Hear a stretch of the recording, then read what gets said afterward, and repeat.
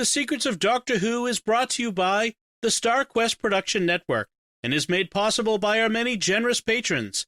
If you'd like to support the podcast, please visit sqpn.com/give. You're listening to The Secrets of Doctor Who, episode 204. One day, I shall come back. That's it. I've been renewed. Is when a Time Lord's body wears out, he regenerates. I'm a Time Lord. I'm not a human being. I walk in eternity. Bravehearty. Change, my dear, and it seems not a moment too soon. Unlimited rice pudding. Physician healers. Wearing a bit thin. Fantastic. I am Scottish. I can complain about things. Ooh. Should be fine.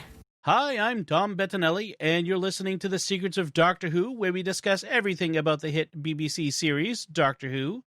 Today we're discussing the fifth Doctor story, Time Flight. Joining me today on the panel are Jimmy Aiken. Hi, Jimmy. Oh, yeah. And Father Cory Stika. Hi, Father Cory.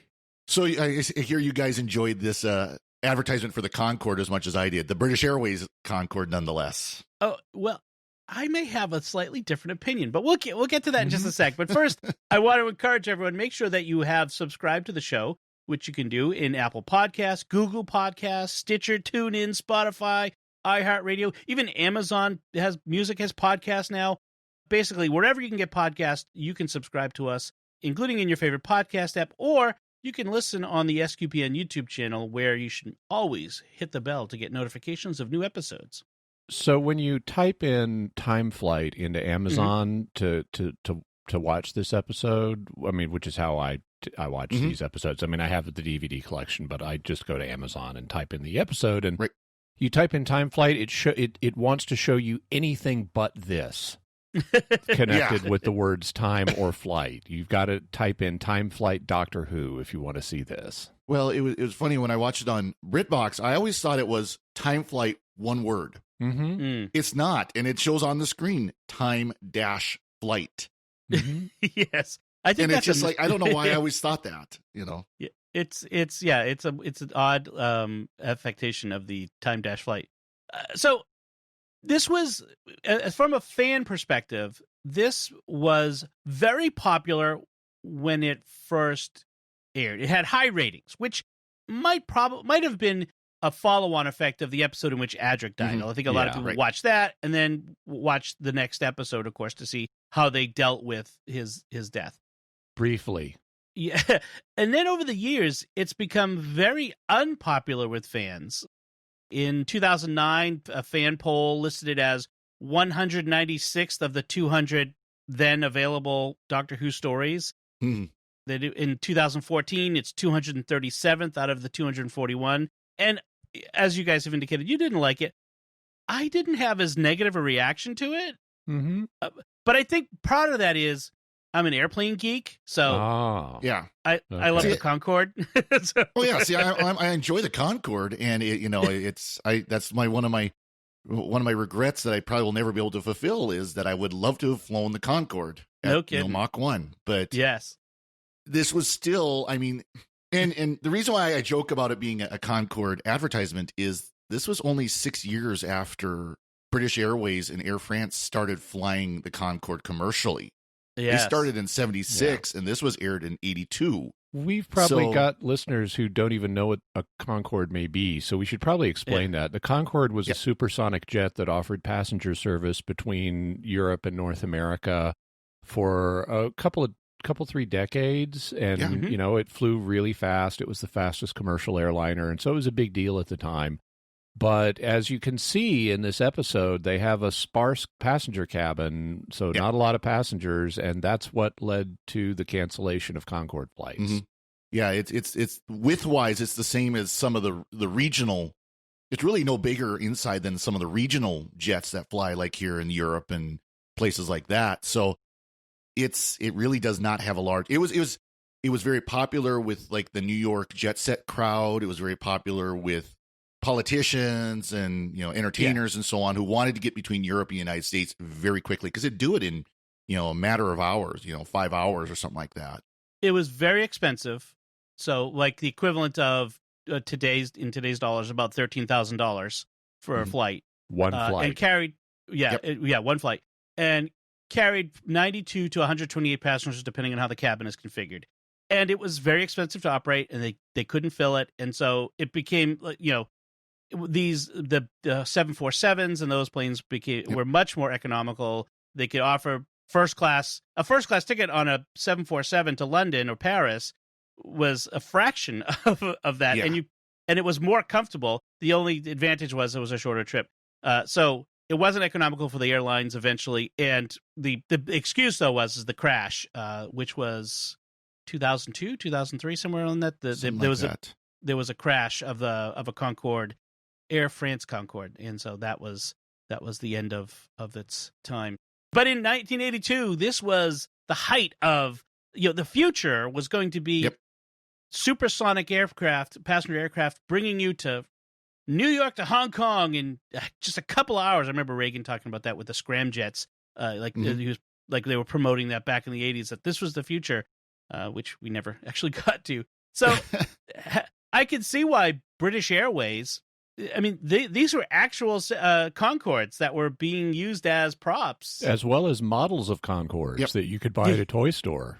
Well, yes those two, yes. But, now, to be fair, though, they did block out the word Airways. You look at the models, at least, and all you see, all it says is British. And that is the British Airways livery of the time, but they blocked out the Airways part of it, so it just said British. So it wasn't literally an advertisement for British Airways, but let's be honest. British Airways was more than happy to have this episode aired and to give some of their footage of the Concordes taking off. Yeah. I find one of the things I find interesting is some of the reasons that are offered for why this is disliked. A lot of the cast indicated they didn't like it. The actress who played Nyssa indicated that, who plays Nyssa, indicated she didn't like it because she didn't understand what was going on in it, and it has a really convoluted plot. Yeah. I mean, you can figure it out, but it is not particularly easy to figure out. But Peter Davison said he didn't like it because he thought it had a good premise and there was a good story here, but it was done at the very end of the season when money had run out, so they didn't have the money to visually realize the story. Right. And to me, that's like, I don't care. I'm not here for the special effects. Right. They're going to look horrible from 1982 anyway if I'm judging them as special effects. I don't care if your black and white ridiculous ant monster prop bumps its head into the camera. I want a good story. Yeah. Right. And this did not give me that. Well, what's funny is, you talk about the running out of money. I thought it was the other way around. I thought they had some extra money at the end because how many TARDIS materializations and dematerializations did they have in this episode? Mm-hmm. I mean, there's got to be 20 of them. I mean, it's both the spoiler master and the doctor's TARDIS are constantly popping in and out of materialization and dematerialization.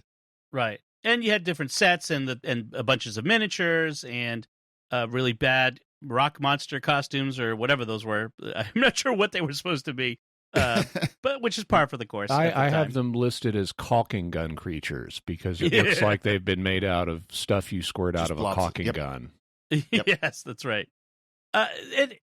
It's interesting to compare this. We recently did an episode on the Faceless Ones, the second Doctor story that was all about planes at Heathrow. So it's kind of interesting Gatwick. to have. That was Gatwick. I'm sorry, that's right, Gatwick. But at an airport. So it's interesting to compare and contrast these two episodes. And the second Doctor story had plenty of plot. Everything held together. It was paced well.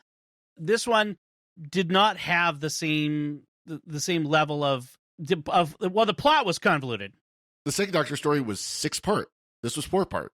Right. And so it had time to tell the story, which is true. Okay, no, that's like if one of them was going to go wrong. I mean, if you were asked which would you rather watch, a 4-part or a 6-part, any one of us would probably say, "Oh, I hope that this is a 4-parter rather than a 6-parter," because 6-parters tend to have padding. But despite the fact that was a 6-parter, it was way better than this, at least in my opinion. Jimmy, that's my point.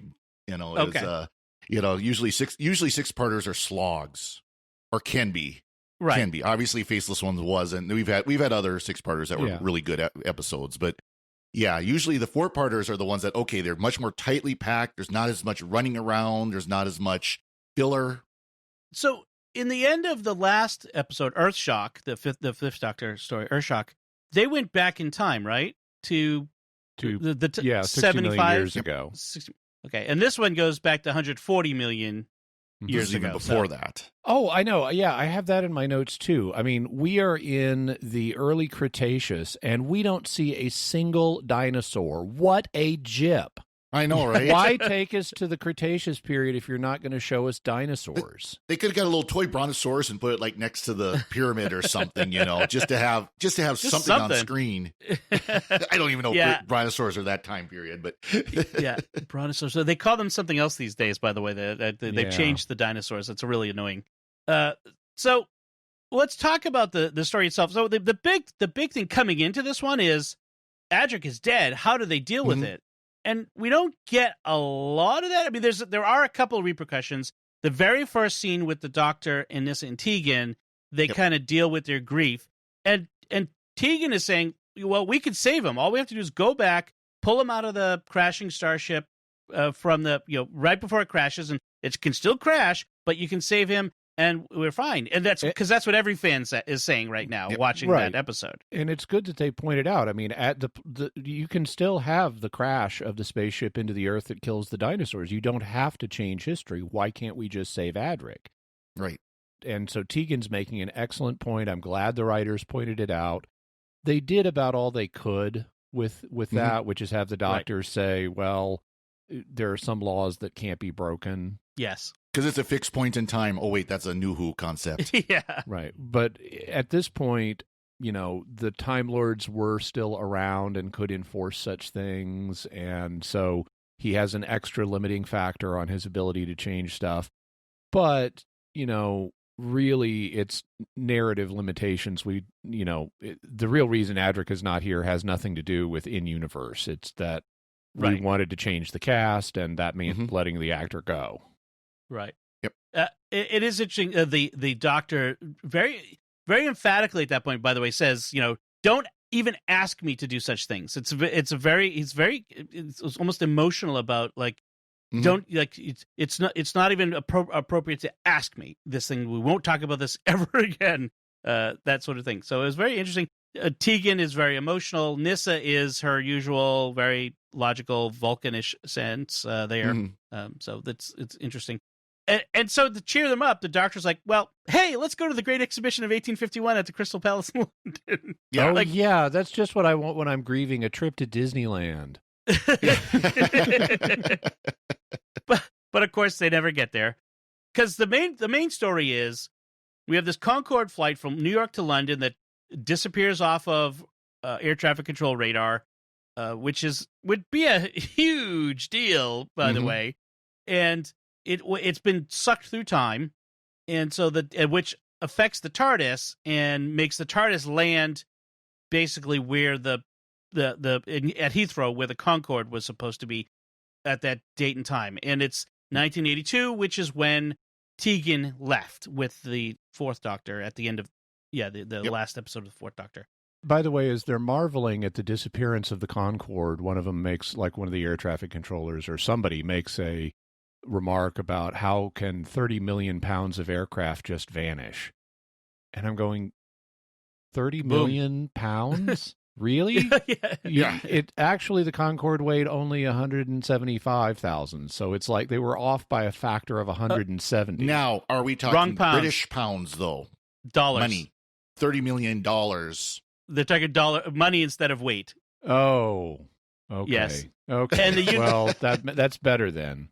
Yes. In 1977, it was 23 million pounds. So, somewhere in that range. But yeah. Inflation. Inflation. So, yes, how could it disappear? The TARDIS, I love the fact, by the way, that they're concerned about the cost of the plane and not so much the crew and passengers. Kind of says something about the guys who are worrying about the plane disappearing. But the TARDIS materializes over the runway.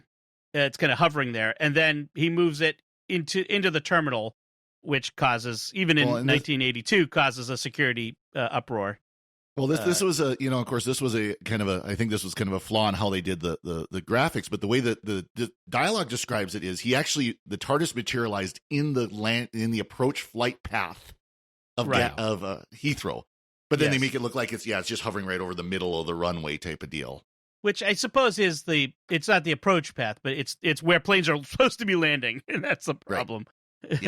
Yeah. and so he tells them to call unit. Basically, and asks after the brigadier, which I thought was a nice touch. Well, he's probably a general by now.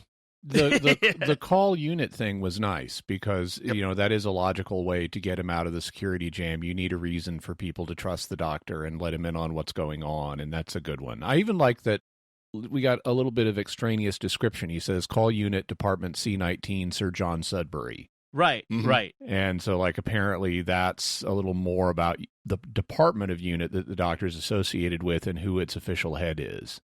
And it quickly, jumps over all the objections and stuff, and now the doctor has been officially attached to the investigation. Boom, we're now in that part. We don't have to deal with that, all of the red tape and whatnot, and convincing people. Imagine how the Faceless Ones would have been different if the second doctor could have just done that and gotten in on the airport investigation rather than all the hoops he had to jump through.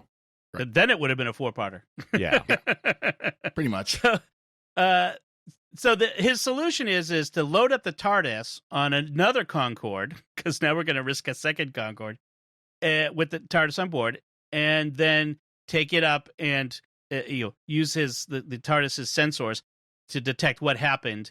And the doctor does have a great line. It's amazing. The Concorde is smaller on the inside than the outside, which is actually one of the funny, like we were saying, one of the funny knocks on it was that because it was so over-engineered for high-speed flight, it was actually kind of cramped inside relatively. Yeah, but I thought that was a good line. And they load the TARDIS in the cargo bay, but it has to be laying down because even on a regular 747, I don't know that they could stand a TARDIS up inside the cargo bay. Not a passenger one. Obviously, a freight one would be no problem, but a passenger one would be an issue. But the Concorde also, I think, pretty limited cargo space. Yep. So, and they even did they ever do this before where the doctor had to enter the TARDIS laying on its side and he had to switch to the gravity? I don't recall them ever doing that. They may have done similar things, but I do like the fact that because the TARDIS is laying on its side, the doctor has to adjust the TARDIS's internal gravity, and people have to make this transition between climbing into it one way and then flipping upright to walk inside it. Yeah. They did mention Castrovalva, because remember the Tegan and Nyssa basically crash landed the TARDIS at a odd angle, but I don't think they ever showed it on screen that it was at an angle inside. Now, I want to talk a little bit about the crew of the second Concorde, the pilot and crew. I really like Captain Stapley. He starts off as a skeptic, and who is this? He's he was a science guy. He's very grounded, so to speak. Well, he's kind of an airplane pilot guy. Yeah, he is an airplane pilot guy. Doesn't have the airplane pilot guy mustache though. That would be even better. That's the in-flight engineer that has that. Yes. He looked very much like Captain Jeff. But Captain Stapley, over the course of this story, he really becomes what am I trying to say? Realized as a character.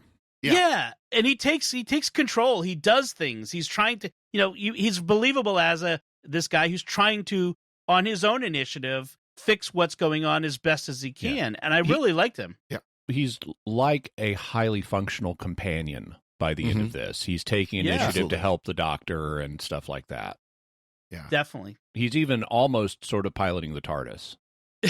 Yes, yeah. I want to talk about that in a sec too, because that was I like that part of it. But they end up going back to 100. They follow through the time warp, end up a warp 140 million years in the past, and they land at what they think is Heathrow. They don't realize it at first that they've traveled through time. They think they've landed at Heathrow, and they're kind of seeing through what we would call in New Who a perception filter. They have a perception filter. They call it a perceptual induction here. Right. And only Nyssa is the one who sees through it at first. And she sees like skeletons or something, which we never get an explanation for who the skeletons are. but she sees I see dead people instead of seeing Heathrow. Yeah. There, and that's how they kind of then they all have use their powers of concentration to see through the deception that has been laid upon them. And the Doctor discovers a crashed alien ship. That we see this alien in a building. Well, we think it's an alien. So it's a semi-Chinese conjurer. Yeah, that has a head made of paper mache covered with model and clay, right. and it's chanting with pseudo-Chinese mysticism. Yeah. So we're told eventually that his name is Khalid, and which isn't a Chinese name. Well, in fact, he's supposedly Arabian at some point, we're told. But there's supposed to be some Indian in there as well, and he's a bit too Charlie Chan for me, frankly. To the classic black and white movies. It would obviously it would never fly today. And of course, he's played by Leon Naite, quote unquote. Yeah. Who is, spoilers? He's not what he thinks he is. It's an anagram for Tony Ainley. Oh, okay. Also known as the Master, right? And that way he could show up in the first couple episodes without revealing who he really is. They really enjoy doing that especially in John Michael Turner's time as head showrunner. They really liked doing the anagram whenever he would be in disguise. Yeah. I mean, he also is apparently really into this Khalid role for himself because he keeps it up. He doesn't break kayfabe even when he's totally alone, which he is most of the time that we see him for the first 2 episodes. He's like alone in this weird chamber chanting at a device. Yep. Right. Yeah, he's gone method on that Khalid role. And he's controlling using some sort of crystal ball thing, which we'll find out it's a device, a technological device. But he's mentally controlling the passengers and crew of the first Concorde, who making them do stuff, including steal the TARDIS from the Doctor, and they are in this illusion of being at Heathrow and that sort of thing. And then we have the alien caulking creatures that appear and abduct people. That's another part of it as well that we see going on. And then they turn into soap foam. And then disabling soap foam. This is actually part of it that's confusing, I think, for me and maybe for others. It's one of the reasons people have trouble with this is that's somehow connected to these Zerafin that we're going to meet in the second half of this story. This is somehow this energy from the Zerafin creates these soap foam / creatures. That was very confusing. Under the control of the Master, and that's what his device supposedly does, is helps him control these powers. Yeah. Right. But then you've got the good Seraphim opposing him, who are fighting against him, and that's the ones that talk to the Doctor when he's in the soap foam. And yeah. So to kind of attempt to piece together what's really going on here, there's this planet called Zarathos that got devastated and with radiation poisoning, and so its inhabitants, the Zerafin, left it. This was 140 million years ago. They arrived at Earth, and they crashed on Earth, and to preserve themselves, they merged themselves into a single blobby worm life form. And so they're a gestalt now, where you have each individual Zerafin is kind of submerged in this group consciousness. And then the Master shows up, and he's stuck. His TARDIS is broken. He escaped Castrovalva, but he's stuck in, and it has not been long at all since we've seen him. So he's like, can't get rid of this guy. But he's stuck in this time period, and he's had to rejigger his TARDIS because he needs a power supply, and he wants to use the Zerafin because they have apparently vast psychic energy. And he has convinced some of the Zerafin to aid him. And so they have, within the Gestalt consciousness of the Zerafin, they have a split personality problem, where you have good Zerafin who want to work against the Master and bad Zerafin who want to help the Master. And that explains why the part of why the plot is so inconsistent. because at times the good Xeraphin are winning and at times the bad Xeraphin are winning. But we don't know any of that yet. So to the audience, it's just flat out confusing. Right. And what the Master has done is partially rejiggered his TARDIS to create a time contour in hopes of snagging the Doctor's TARDIS. And they don't say this, but he knows the Doctor's obsessed with 20th century Britain. So that's where he sent the other end of the time contour to try to snag the TARDIS. But instead, it snagged this Concorde first. And so he's using the Concorde passengers as hypnotized slave labor to try to break into the inner sanctum of the Xeraphin so he can get direct control of the blobby worm creature Gestalt consciousness and use that to power his TARDIS, at which point he will have supposedly unlimited power. But he's also, in the meantime, managed to lure the Doctor back here, and so he wants TARDIS components from him so that he can completely fix his TARDIS and go off and be evil. As always, or as almost always with the Master, he's just a madman with a box. He's just an extra madman. So he needs an alien race for power. And this time it happens to be the Xeraphin. Yeah. You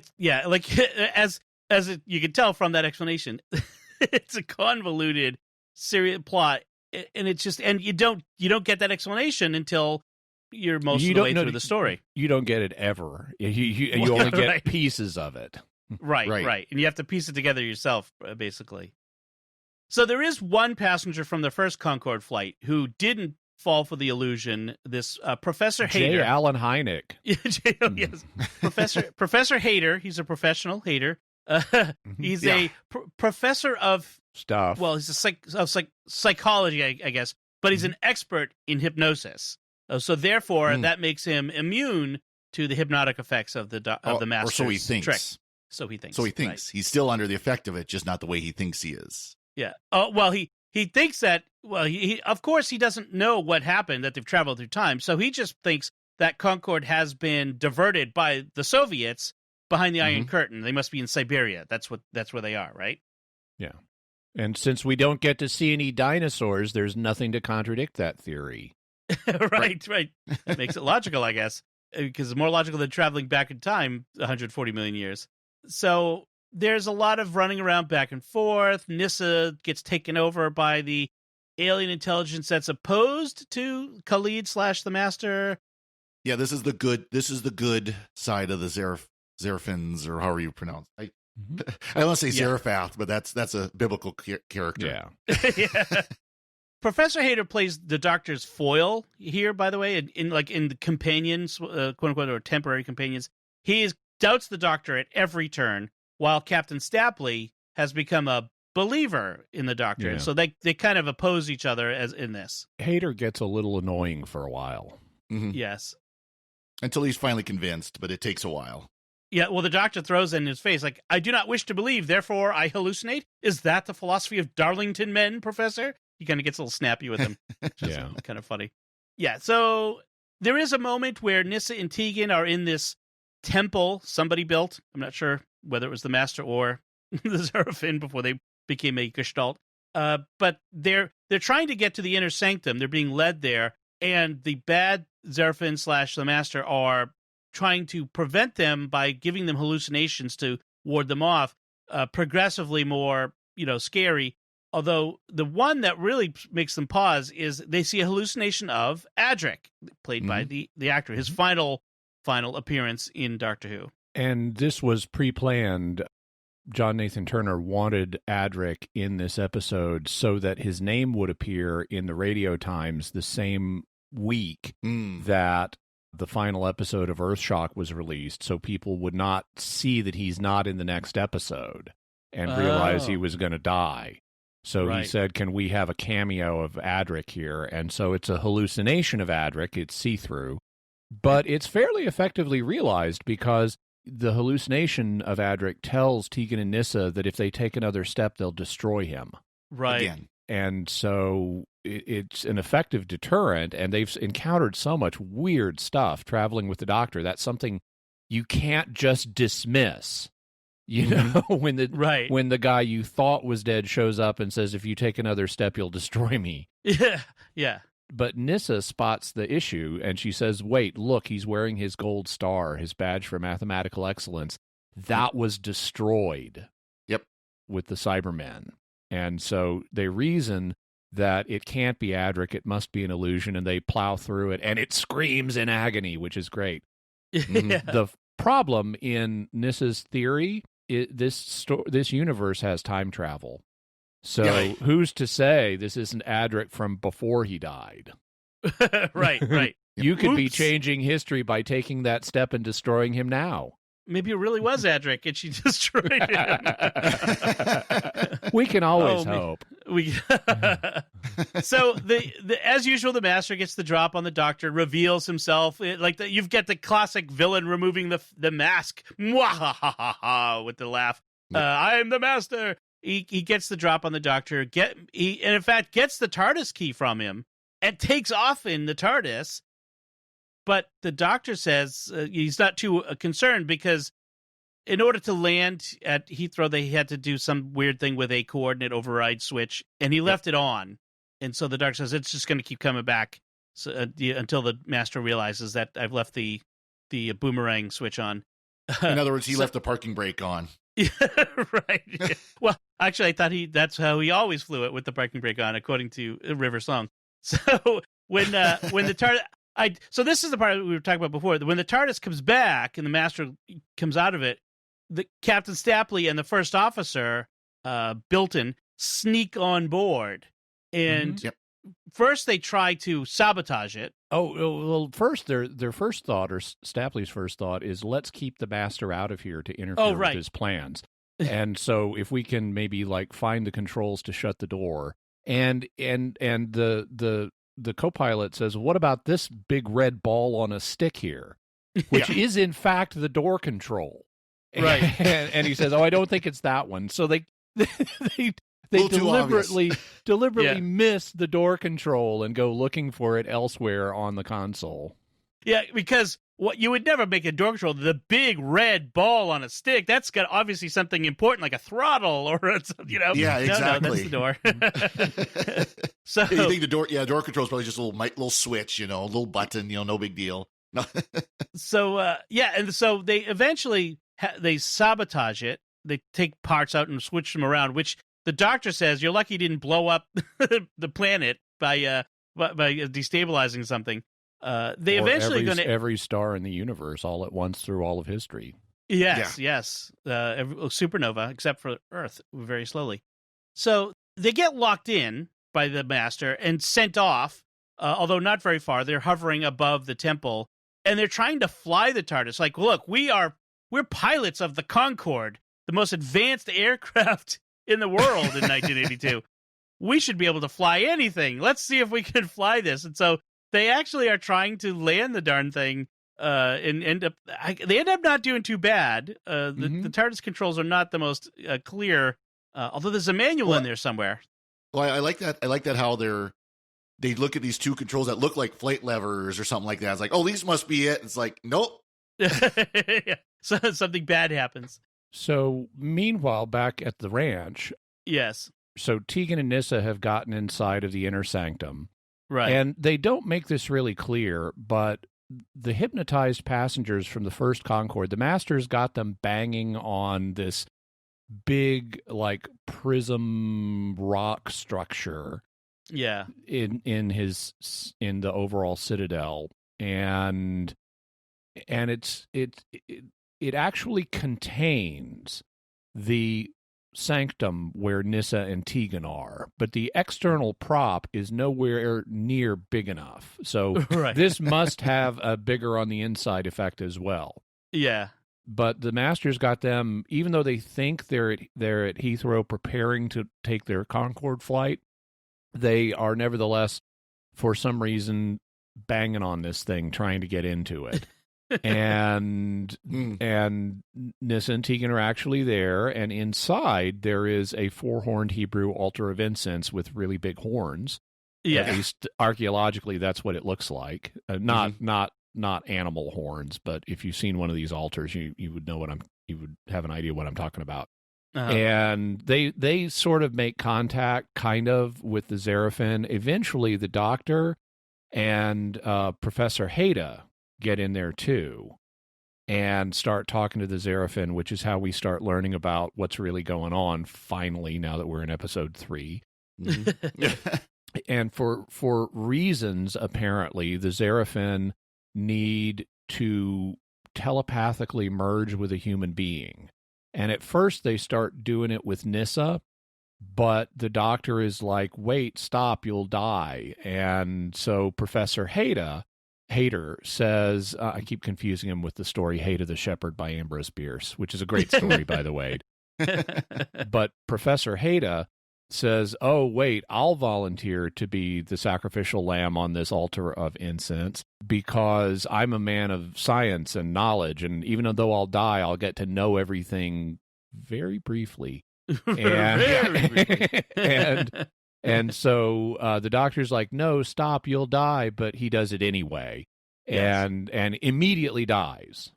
But then after that, for reasons, the Xeraphin start to get to manifest themselves as transparent holograms and fill us in on the backstory. Right. Meanwhile, we've got our pilots up in the sky trying to land the TARDIS, and they're not having much luck. And what happens? But out of the TARDIS hallway, out walks Professor Haida and lands it for them. Yes, that was, and then disappears. And then, although we don't see that, he just disappears off camera. Yeah, that there's no explanation for. Like, I always thought we were going to come back like, oh, he manifested into a new life form or something, but no, he just... They kind of did that. It's in a couple of lines of dialogue with Nyssa, because they're going, well, wait, but he died. Once the pilots learn that the real Haida is dead, right? They say, how could we see him? Was he a ghost? And Nissa's like, oh, no, he didn't really die. He got absorbed into Xeraphin consciousness, so what you saw was apparently a projection. Right. Oh, right. That's right. I remember that. So, yeah, well, yeah. It's all part of the confusion of the episode. But notice how even though they've got an explanation for what they're throwing up on the screen, look at how discombobulated it is. This happens for no in-story reason. Stuff happens. Stuff's happening, and they explain it after the fact, but there's no logic to it. Mm. Oh, there is another interesting element in this, is that the way that the British the Concorde crew keeps themselves from being re-mesmerized by the Master is they keep telling themselves that it's all like the Indian rope trick. The Indian rope trick. And that's like Bilton at one point breaks himself out of the mesmer by repeating that to himself, which is interesting. Yeah. And the Indian rope trick is like, they don't actually... Yeah, they assume that the audience knows what it is, so they don't bother explaining it. It's a famous trick from India, and it's widely reported as having been seen, but there's an asterisk on that.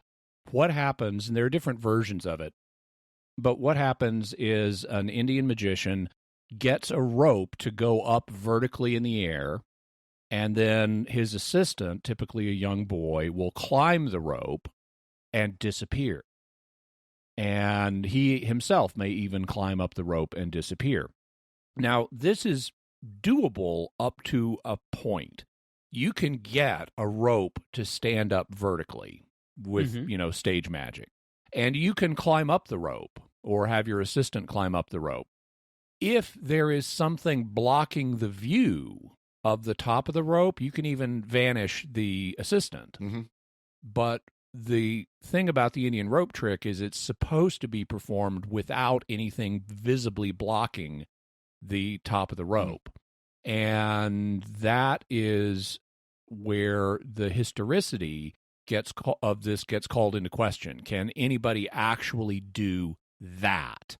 Right. And the answer appears to be no.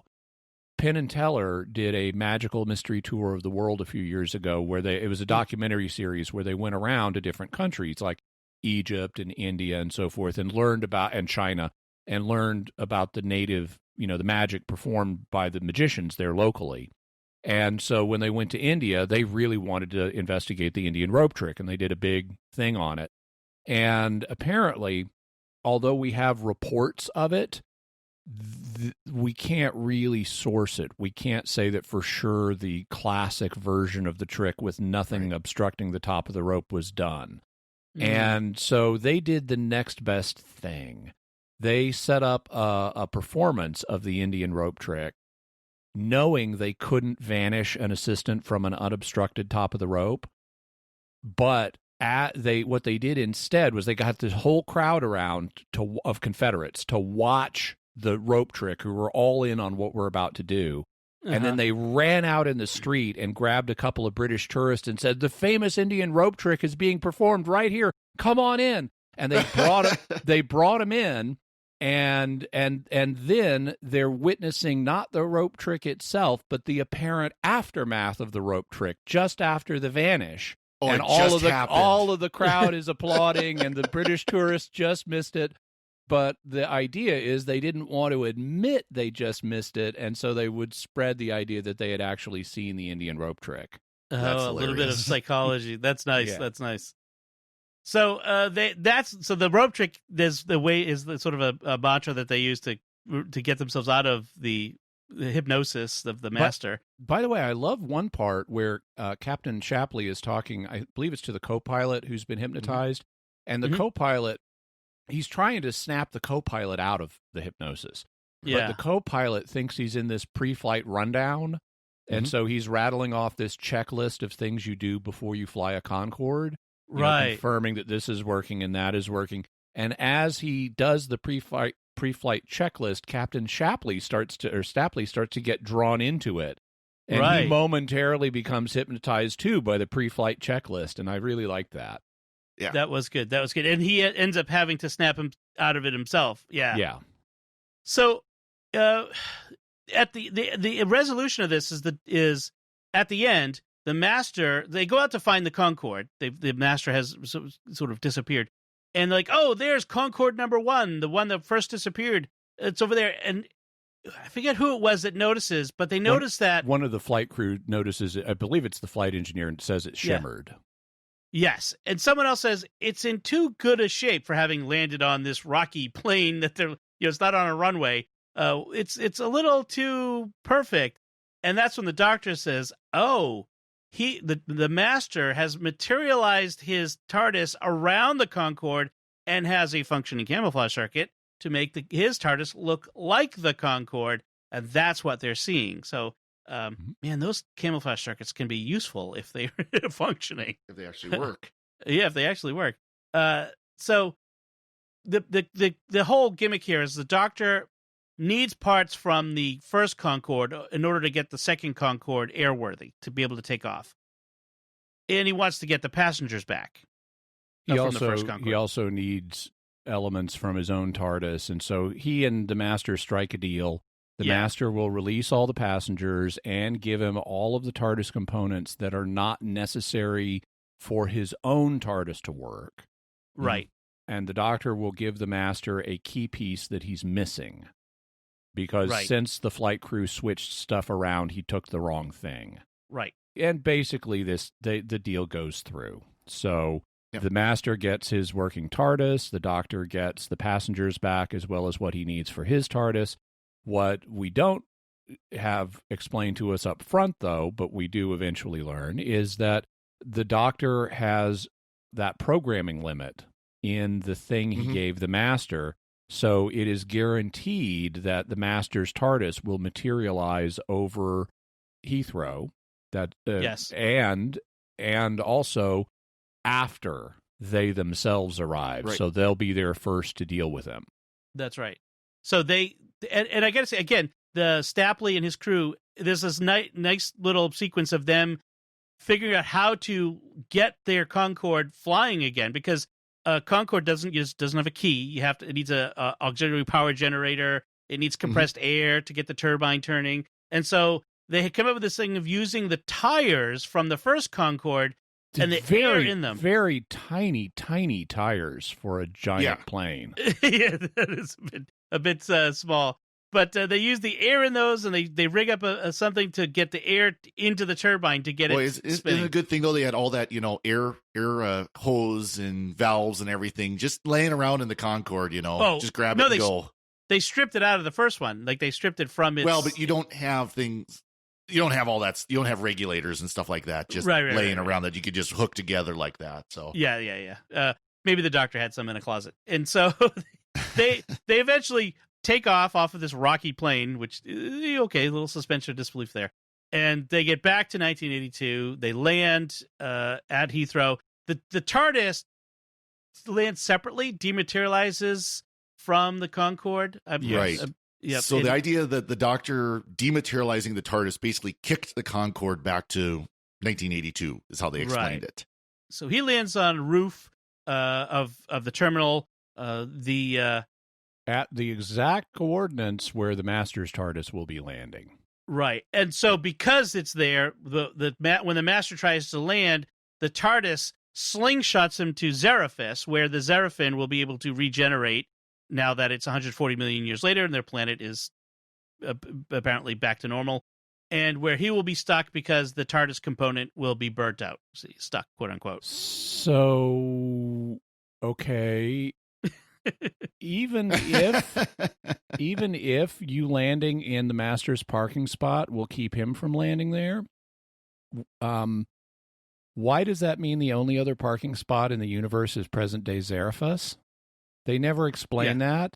Yeah. And furthermore, what do you mean he can't land in your parking spot? We've seen TARDISes materialize around other TARDISes. In fact, that was going to be part of this backup plan in this one. The Doctor was going to materialize his TARDIS around the Masters. Right. Yeah. That is true. Well, maybe you have to intentionally. I don't know.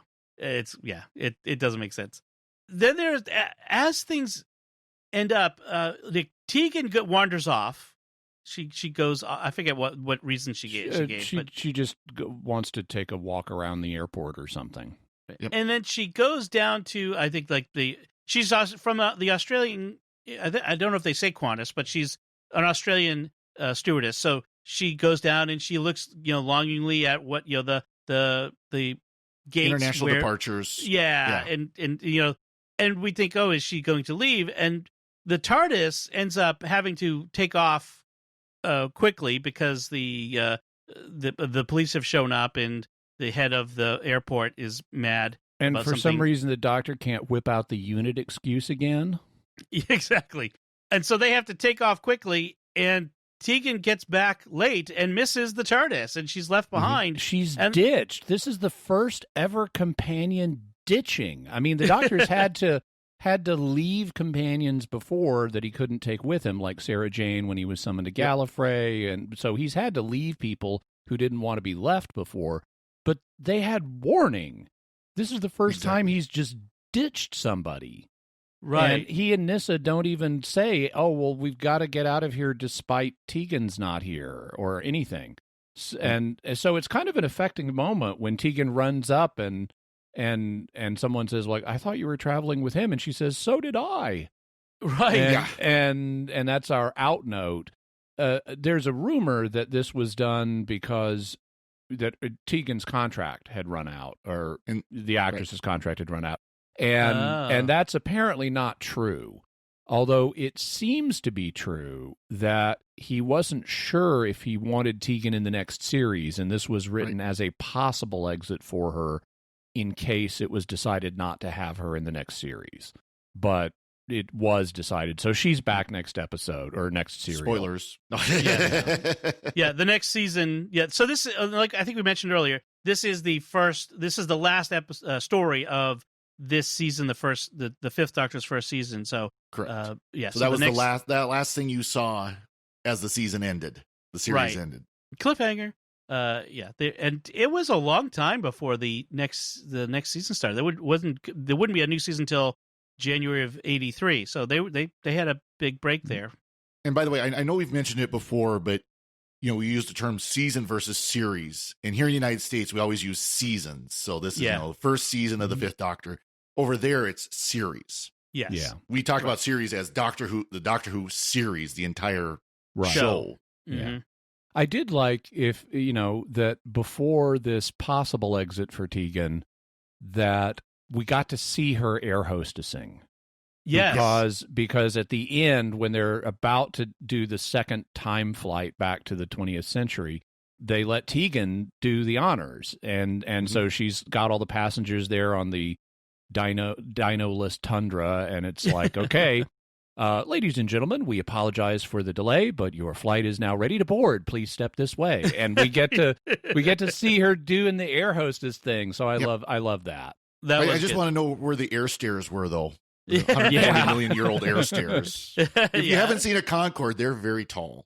Yes. In fact, they show us at one point them having to climb the air stairs at Heathrow to get into the Concorde. Yep. But yeah. I'm not sure how that worked. So that's where we end.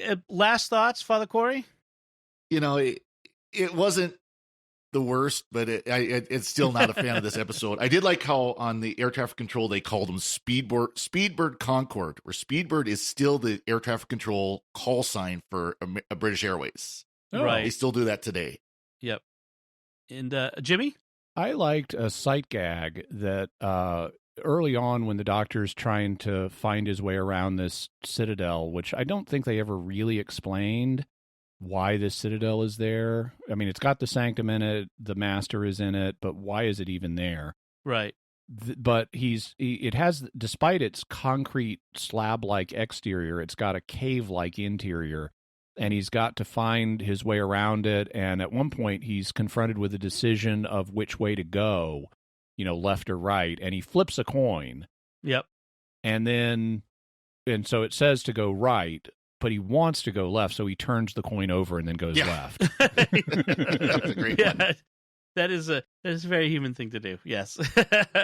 I did like that.